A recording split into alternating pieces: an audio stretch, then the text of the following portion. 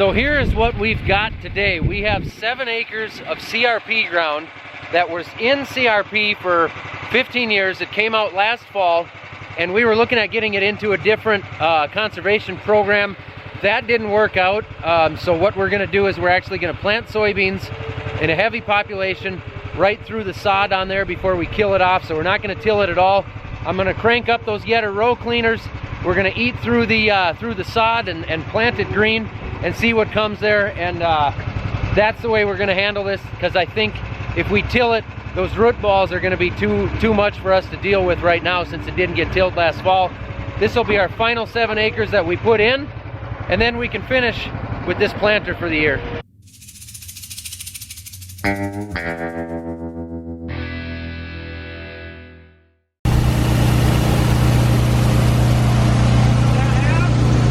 Well, I'm pretty confident this is the last time we're gonna use this J&M LC290 seed tender.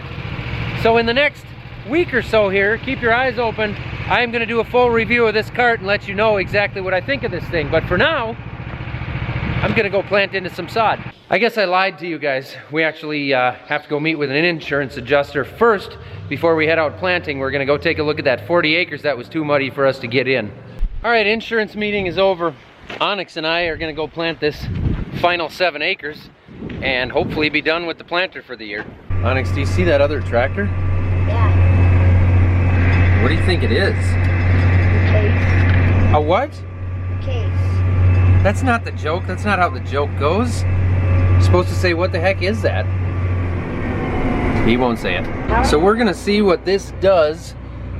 The issue, like I mentioned in one of my my last videos, is that this is now out of the CRP program, and it's only 7 acres here that we're gonna see what happens. All right, so I'm gonna set my Header row cleaners with more pressure on them than I've ever had before. See what they do. I got those turned on. I think I'm set to go here. I'm gonna try and split this and get 15-inch rows. So I'll have to come, I'm technically gonna plant it twice at a half a population, but I am gonna boost the population up overall. So here we go. We're gonna try planting green, I guess. I'm gonna go slow because we got some gopher mounds and some really thin tree stumps that we pulled out of here. Get lined up with the edge. Here we go.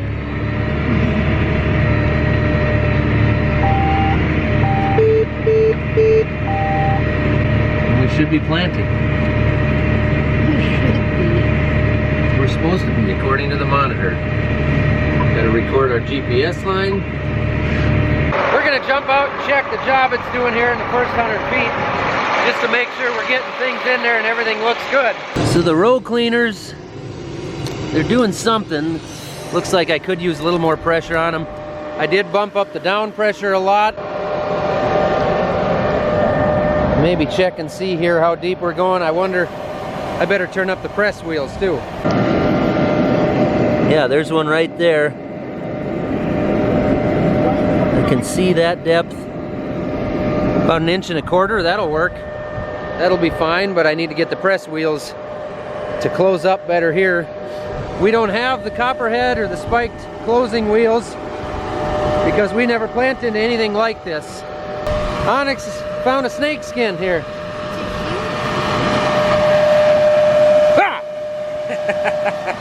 All right, the row cleaners, they're definitely down where they're doing their job. I think as rough as it is, I'll maybe leave them alone. They're not doing a heck of a lot where it's level, but where I need them is where we've got the bumps like this anyway, so I'm gonna leave those alone.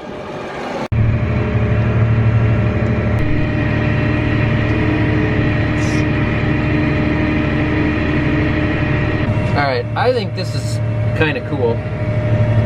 I'm enjoying it. I hope we get a crop out of this. It's definitely something I've never done before. Boss couldn't stay away. He's got to come take a look. Run away from me. Is that our sprayer? No, that's somebody else coming down the road.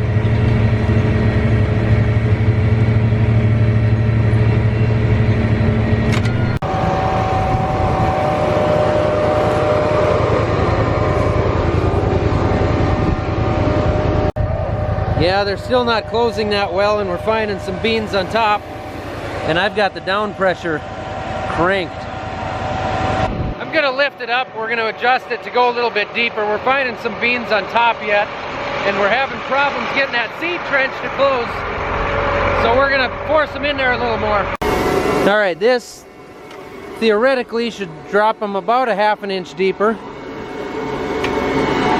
And then I think I'm gonna turn up the pressure on those Header row cleaners as well to cut through a little bit better, just to force them in here.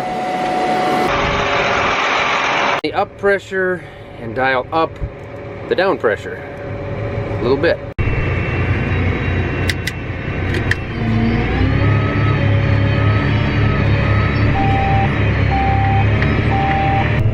Squatchy. So where we've gone already, and we're coming back doing the second time around, as long as I'm between the rows it works well.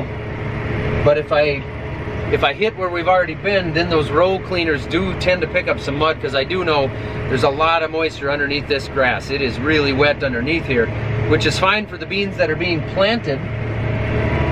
Got a stick in there. I'm gonna have to go get that out. Go on now, get. Attaboy.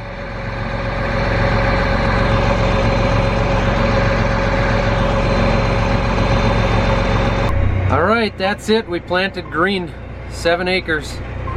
I guess some people call this squatchy, planting squatchy. It's not very tall for planting squatchy, but I'm gonna call it that. Transport, why is my number 1 not working here?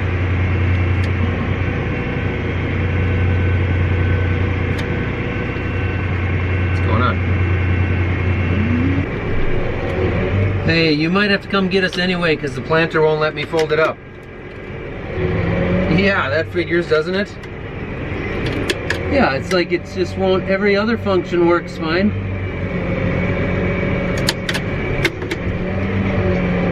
I don't know, it's doing I guess, how do you tell that? It's not a part, but how do you tell if it's that or not?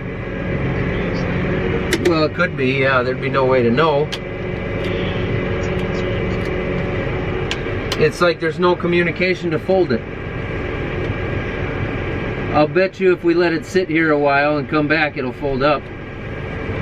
Because it's been having problems with the markers off and on too, and if you just leave it for a while, it'll just work. So how do you diagnose that issue? Well, we're gonna have to wait for that tractor to cool down or something. I don't know what the deal is. There's been some goofy hydraulic issues with that thing the last couple days of planting here, last couple 100 acres. So we'll let that thing go and sit there for a bit, and I bet anything it'll fold up and not be a problem. But Onyx left me, so I figured I'd run to town, trade in this old wrinkly 635 header for a brand new 40-foot 740 FD flex draper. I'm gonna haul it with this J&M 4-wheel drive cart as well. It's gonna be awesome. Wow. Look at the way we used to have to do things with these old 35-foot headers. Times have changed, huh? I can't believe we ever got anything done.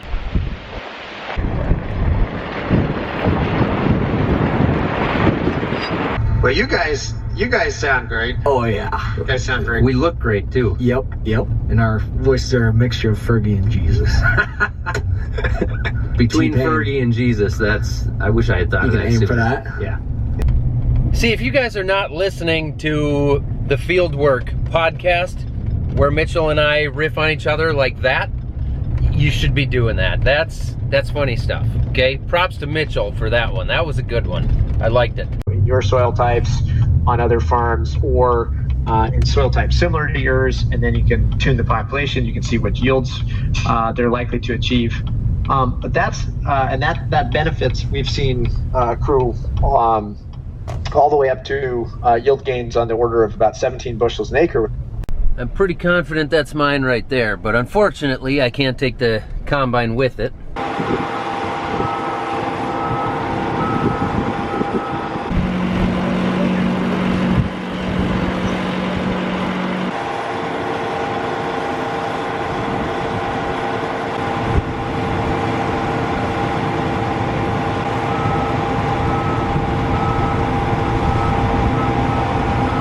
Well, there it is, but they're not going to let me take it home.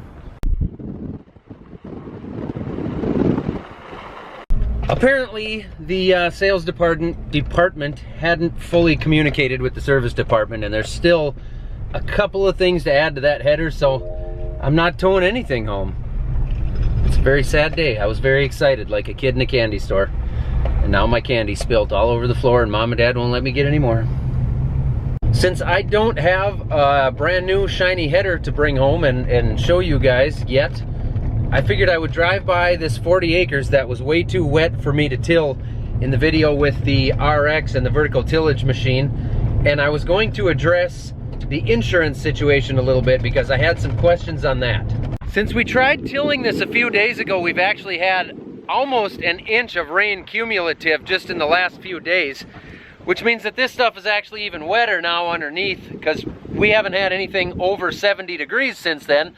So it's still cold. As hot as it was out last week for a few days, we're still having abnormally cold temperatures, which is not helping the crops out anymore. But when it comes to the insurance issue, we paid for, in our crop insurance policy a few months ago, one of the things we paid for when we bought that policy was what's called preventative planting. What that means is we have until a certain date to get our fields planted. After that certain date, which in our area is May 31st, we have the option to elect a preventative planting, which means that we can show them the field and show them the acres and let them see that we're not doing anything funny. They can come out and look at this, and they can see the rest of our acres that we got in, and they can come out and look at this, and then we can take a percentage of the percentage that we paid for on our insurance policy. So on my insurance policy, I paid for 80%. If you're a farmer, you're going to understand what that means. It gets a little bit complicated, but basically I paid for an 80% coverage. I will get 55% coverage on that 80% for not planting this. And I will have to come in here. I'll still have the expenses into rent, and I'll still have the machinery expense into working a cover crop into this, and whatever else we decide to do with it this fall, if we decide to till it or if we decide to just let that cover crop sit all winter and die off. We haven't decided that yet, but we had to figure out something with that insurance very soon because we're in between the final planting date and the final date for being able to elect the coverage on this. If we waited for this to dry, what happens is we can no longer elect that insurance, and then it's too late to get a crop. So there were some people who told me to just leave it and wait for it to dry out, but the downfall is that it's already the middle of June. I can't plant corn or soybeans on this anymore. I mean, I could maybe put a really early maturity soybean in there today, but it's not going to amount to a whole lot. You know, it's not going to cover my expenses in this area, certainly. So the insurance situation at 55% of my 80% also is not a money-making situation by any means, but it will help cover some of the costs of my rent and my cover crop that I have into this field to this point. But it's not going to be a money maker. That is what we elected to do. We took that preventative plant insurance on this 45 acres here. It's not something we like to do. You know, we're farmers. I want to grow a crop. That's what I want to do. That's what's in my blood. I never want to take insurance on something I can't get planted. I want to plant it. And to be honest with you, I've never taken preventative planting before. I've always gotten my acres planted. So this is kind of an anomaly for me. It's frustrating, but it is what it is. And hopefully that helps explain a little bit of that for some of the people that didn't exactly know what I was talking about. I may as well pull in and see if the beast will fold up.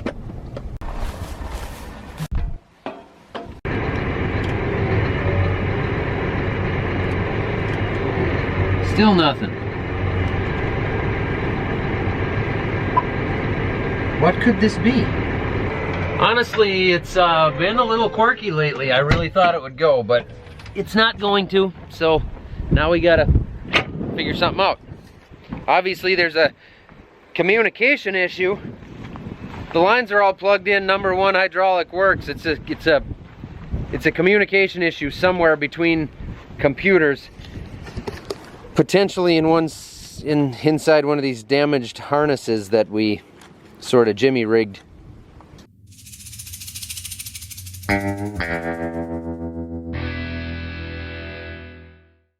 That's all I got for today, guys, but I do want to say one last thing. We are working on some new merchandise, some new stuff that I think is going to be really cool here before the 4th of July especially. So keep an eye out for that. I'm going to talk more about that in some upcoming videos. Also, the map for Farm Simulator 19 is also being worked on. There's going to be some bigger news on that coming. We hope to have that out mid-summer here, so it isn't going to be too long before we come out with that. But I'm going to have some big news on that coming up here before too long. Keep watching, and I'll let you guys know what's going on. Thanks for watching. We'll catch you next time. Alright, I think this is kind of cool. I'm enjoying it. I hope we get a crop out of this. It's definitely something I've never done before.